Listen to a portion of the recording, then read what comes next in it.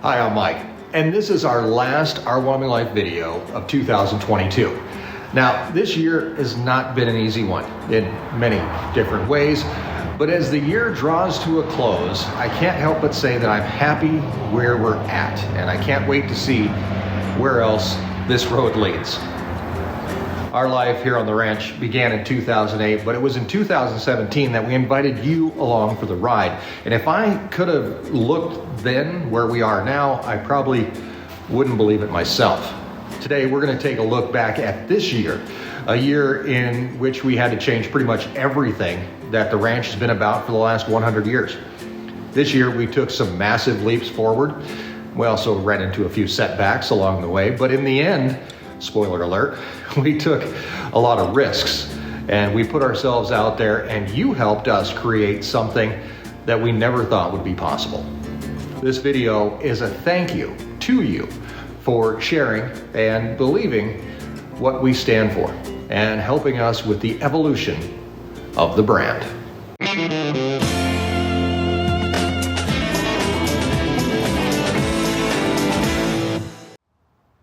2022 began for us when you weren't even watching. We were on break until January 16th, taking time for family and for ourselves. It was during that break that we got the news that Erin's mom was going to be selling her cows and giving us a chance to buy part of the ranch. That announcement led to us changing how we did things. We reduced the herd size to a third of what it was and began redesigning how the ranch worked. Now, in the past, cows would have calves. Those calves would go to auction in the fall and we'd get paid. If a calf could sell for $1,000, let's say, and you knew it cost $800 to raise him, then you made $200 on that calf. Take that times 150 calves and you made $30,000 profit. But with a third of the calves, it's only a projected income of $10,000 for the entire year. Now, even with that basic math, we knew we weren't going to be able to continue ranching with the same business plan that we've had in the past. Luckily, back in 2017, we started this YouTube thing. And in 2019, we began setting aside a few cows per year that we could offer online in the form of beef jerky. And over the few years in between then and now, we got pretty good at it. But we knew we could do more. Subscribers just like you started emailing us and wanted to be able to order beef and pork, something we had previously only done or even offered in the farm store. Now, in December of 2021, we offered our very first meat packages online. And little did we know that it was that decision that would pretty much dictate the new direction of the ranch. For years, we've talked about knowing where your food comes from, connecting farmers and ranchers to the consumer, and we always practiced what we preached, offering our beef and pork raised right here on the ranch to farmers markets, then online or on site on the farm store. But now we had a chance to do a lot more, and we took it, and then we ran with it. But it wasn't that easy. Hi, I'm Erin. We had a lot of challenges that we had to overcome before we could get a reliable product to you guys, our consumer. The biggest challenge right off the bat was how the heck do you ship a frozen product and have it stay frozen? We tested multiple box styles, liners, gel packs, cold packs, and finally settled on a system that works for us. A foam liner that ships to us flat in a big box that we then put in the box, and then we had to overcome the dry ice obstacle, which is actually still an issue to this day. Dry ice availability and reliability is super inconsistent.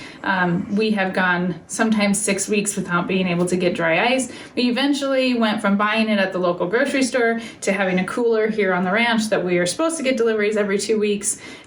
Because of storms and availability, it doesn't always happen on a consistent basis. But when things go really well, we're able to ship a reliably frozen product that makes it to you guys within 2 to 3 days. One of the other big obstacles that we had to overcome was the website and the back end of that, and how the heck do we even do this and make it available? We started out by selling just packages that were pre-made by us based upon the inventory that we had available at the ranch. And so we'd have a steak package and a slow cooker package and so on and so forth. We would build those packages based upon what we were getting as feedback of what cuts everybody wanted and what we were able to keep in stock. We also have a farm store here on site, and we have a loyal local customer base that we needed to keep happy also. And so it's always a juggling act of how many steaks go online to a customer base that we can't keep the steaks in stock, to how many stay here local, and also depending on the time of the year and how many harvest hosters and RVers we have on the ranch changes what inventory is going out the door. So it's just kind of a big juggling act. Can't say that we get it right all the time, but we try and split the inventory, divide the inventory where it needs to go, give some to everybody, and hopefully over the next couple of years, as we build our herd and increase more animals that are being finished in the feedlot, we won't have as many inventory issues and steaks will be available all the time. Overall, this last year has been a great and wonderful journey for us. I'm super happy with the progress that we made, the challenges that we've overcome, and the knowledge that we've amassed. We've gone from these pre-packaged orders that just a few people were able to get to now being able to build your own package and individual cuts, more inventory for the farm store, and more inventory for online. We've come a long ways, and I really think that we have a great direction that we're going, and I'm really excited to see what 2023 is going to bring. So that's what this whole year has been about. Not only showing people where their food comes from, but giving them a chance to try it and enjoy it right from the ranch. Along the way, we had a lot of adventures and a lot of help. I guess me do a little short video summarizing my time at the ranch, what I liked, what I didn't like. Actually, I enjoyed it all. The things I liked were feeling like I was part of the team, helping out. My day started feeding the cows, gathering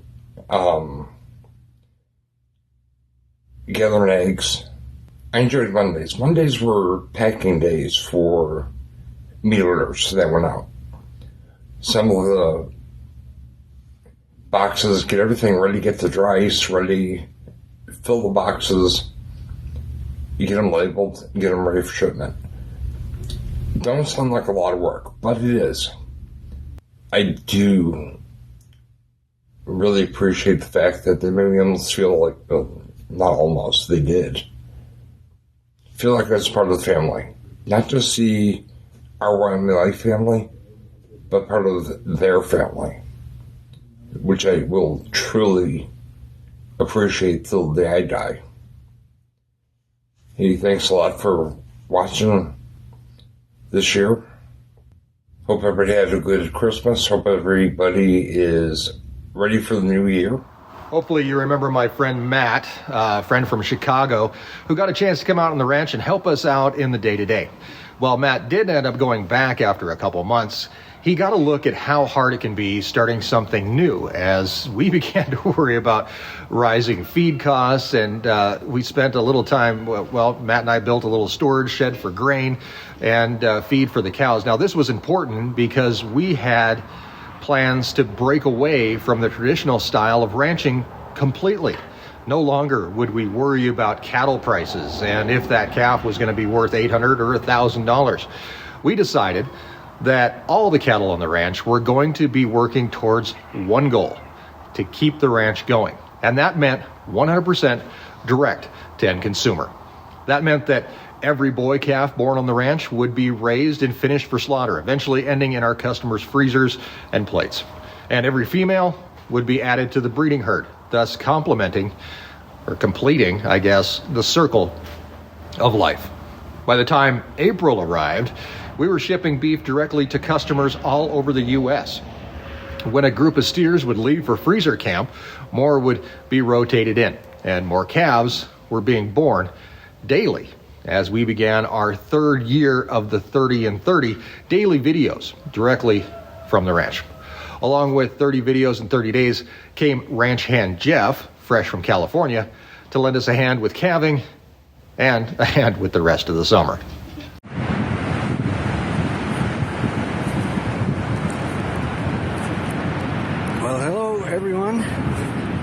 Ranch Hand Jeff here from coming to you from the edge of the world, the end of Earth here on the left coast of the United States.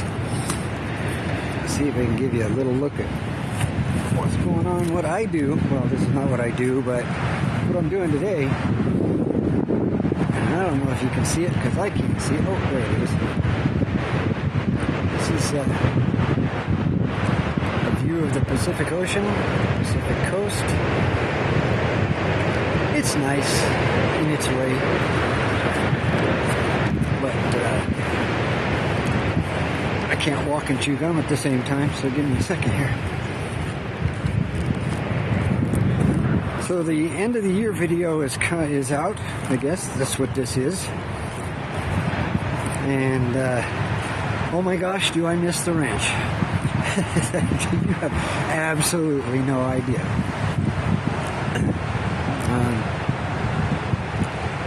What do I miss about the ranch? That's the big question I get, mostly from Mike. And it's a tough question to answer. I have been watching the goats, just like everybody else, because, we're expecting some kids sometime soon, I hope. So I do miss the goats. But I enjoyed going out, when I let them out in the morning, put them away in the evening, give them some loving. Little waffle was my favorite. But apparently they're doing good, so that's good. And of course, the cows, I really enjoyed being around the cows. Can't wait to be there again. Calving, of course, is always fun. Well, it wasn't great because last year we calved in April, May, June, and April was a disaster in the weather-wise. I mean, you may know by now if you pay attention. I don't do winter, so that was a lot of fun. But being out there and being a part of helping the animals, I miss it. I miss it a lot. And the kids, oh my gosh, the kids, love the kids, and can't wait to be back. And we go do stuff like we did stuff. And I always say, in any time I ask questions here, we're going to talk to Jeff a while. I always say it's about the mission. The reason I'm there is Mike and Erin's mission. And the first time I said that, Erin said, "What? We have a mission?" And they do. They do. And that's what it's about for me, to support the people that are doing important work. Important to me, anyway. So, hey, that's what I'm about. We're doing good out here on the coast for now. Making do. Get up in the morning and do what needs to be done. I do some hay here, in the suburbs. That's called mowing the lawn. So I do that and check the livestock, which of course means feeding the cats. So yeah, I'm ranching it up out here in the city. So sure miss everybody, and can't wait to be back and doing the thing we do, working that ranch, taking care of all those animals and providing food for people. And I think that's a great thing. So make sure you stay subscribed. Put that, they do that, and the alarm or the bell so you get notified. So yeah, I'm having a good time. Miss everybody, and miss being around the ranch and the animals and the Wyoming family. I miss them a lot. So everybody take care. I hope everybody had a great Thanksgiving and Christmas, and have a safe New Year. Safe New Year's Eve. I guess that's when all the accidents happen. And don't hold the firecrackers in your hand when you light them. Make sure everything is on the ground. Play safe. Or as Erin would say, make good choices. And we'll see you guys later. Have a good one. Hold on, I'm coming. Jeff wasn't the only visitor on the ranch to help out with our new plans, because in May we were working on expanding our RV park and all that kind of good stuff. Beckart Fencing and our friends Keith, Van, and Maddie helped us build a brand new feedlot. We affectionately call that finishing school, to help us more efficiently bring beef to our customers. So all of the products that you've seen us use are available from the shop now on the fencing.beckart.com website. We also have a dealer locator, and you can click on that dealer locator and you can find all of these products available through your local dealers. Now everyone knows that all work and no play makes Jack a dull boy. Well, that's also true for Mike's, Jeff's, and especially Erin's. This year, we indulged Erin's need for cute animals by adding Ethel to the herd, a 10-year-old pregnant mini donkey. But that's not all. We also found Forrest and Jenny. Where'd you get toys? Good, we got 2. What's in there? Can I open it? Should we take them in the shop? Yeah. Can we just hold them? Yeah, I don't know, they'll poop on you. They'll poop on you. I want one. Okay, you cannot Do you need help getting that open? I got it. Poopy. Hi. They spilled their food there. Yeah, I see that. Careful, Link. Uh-oh. Okay. Oh my goodness. Did you see it snap? They're already dancing. His eyes look funny. Hi. Don't let the other one out. Oh my goodness. Oh, hi. It's okay.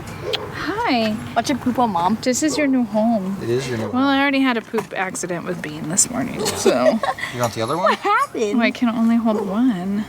What happened? Do you want to pet it, Grace? Oh, there's poop on this one. Bean- This is the one that I chose because I had poop on it. Bean was helping Jeff feed the calves, and she was licking a butt, and then she got pooped on. You want to get the other one? Here. I don't know if I can hold it though. Yeah, they're very, very squirrely. That one is.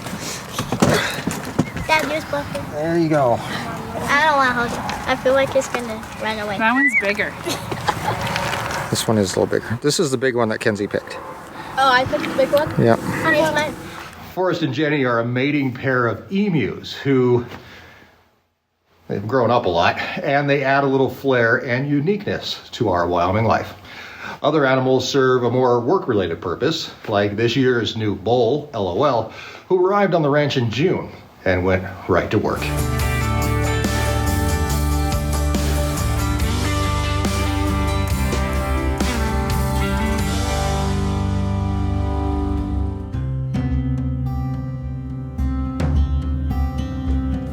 He seems pretty happy about it too. So we're gonna get out of here. We're gonna let him do his thing, and we'll be checking back in with him over the next few days and making sure he's okay. This year we were also blessed with a hay harvest. Now that's something we were banking on. Being able to put up our own hay on the ranch without having to buy it saved the ranch about $35,000 this year. And it couldn't have come at a better time. With years of drought and uncertainty, if anything could have derailed our future plans, it would have been a poor harvest this year. Luckily, we cut and we cut and we cut, and we have enough hay to get us through winter and to propel us into the next year. Now, I think that we've shown that we don't do this alone. Along with myself and Erin, we've had the help of friends and family and sometimes complete strangers. But this year, for the very first time ever, we decided that we needed help full time. And that's what brought Carrie into our Wyoming Life family. So for everybody who hasn't met me, I'm Carrie. I came to the ranch in May. I've known Mike and Erin for 10 years or so. This has been kind of a change of pace. My role at the ranch, I guess, is I'm the operations manager. So I do a lot of order packing, order shipping. If anybody has an issue with their order or they got their address wrong when they typed it in, or special requests, I do a lot of that. I also help harvest host a lot during the summer. I spend a lot of time in the gardens with Erin. Mike calls me the cat wrangler because I'm always trying to tell them what they need to be doing and how to be careful, and to no avail, of course. But I'm looking forward to spring with all the new animals calving. I know it's a lot of work, but I'm looking forward to calving this next year. And to the new opportunities that might present themselves. I look at challenges as opportunities, being able to solve problems. I like to think on my feet and try to figure out ways to fix issues that might pop up, which there's lots of opportunity here. One of the new opportunities that has come up is I came up with this crazy idea of making and selling wild rags. We had talked about new merchandise and what things we could have for our customers. I was buying wild rags. I've worn wild rags most of my life. So we thought, why not? I've been sewing and quilting and doing that kind of thing for a long time. So we bought some few yards of satin. I brought a serger out and we started making wild rags, and everybody seemed to embrace it. And we're making them right here upstairs in the office. If I had one here, I'd show you how I have one here. I'll show you how I wear one almost every day. Most commonly, you'll see people do a buckaroo knot. And if I'm gonna go out somewhere, I will take the time to tie that. But most of the time, I just do a simple square knot, or I'll even do a hidden knot. So I fold it in half like this. This is a really big rag. We normally sell a 36. This is an extra large one. Normally I'll just tie a square knot.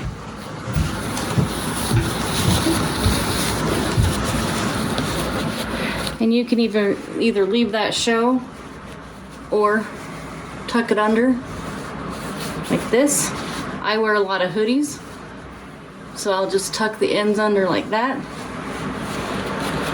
Or if you're real proud of that knot you tied, you can even leave it show, just like that. Being able to offer wild rags to the customers is kind of my way to give back to the ranch. It's something that I love to do. I love to sew, and it's a unique skill set that I have that nobody else on the ranch possesses.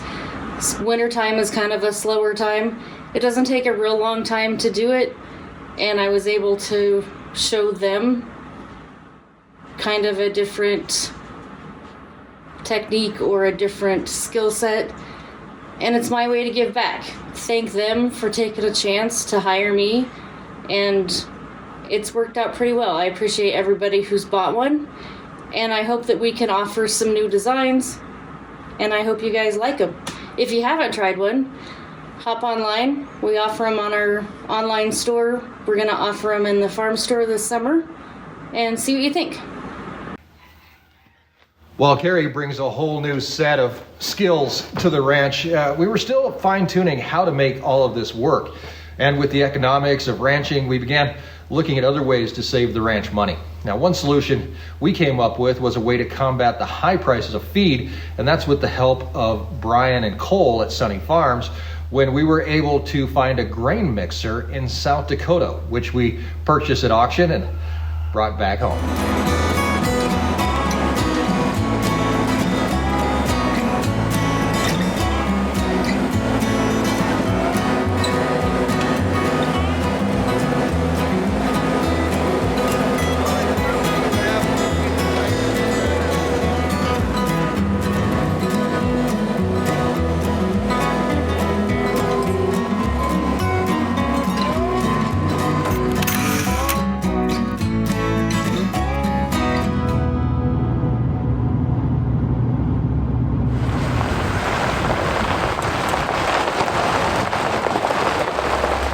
In fact, this is it right here.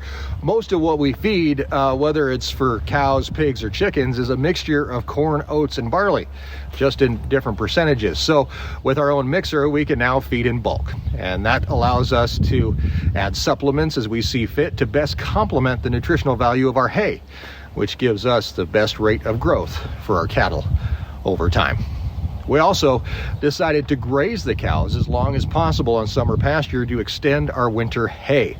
This year they stayed on summer pasture until December something, and gained us a month of hay, or about $3,000 of hay if we had to purchase it ourselves. Now with the cows back home, feed for the steers and chickens and pigs all mixed here on the ranch, we're more independent than ever, and still looking for new ways to make the ranch better, more profitable, and to make sure it's still here, hopefully forever. Because really it's all about the future for us. I'm not gonna lie, most of the things we did this year were because we had to. We saw a problem, we knew we couldn't go on doing things the same way we always did, and we had to come up with new solutions.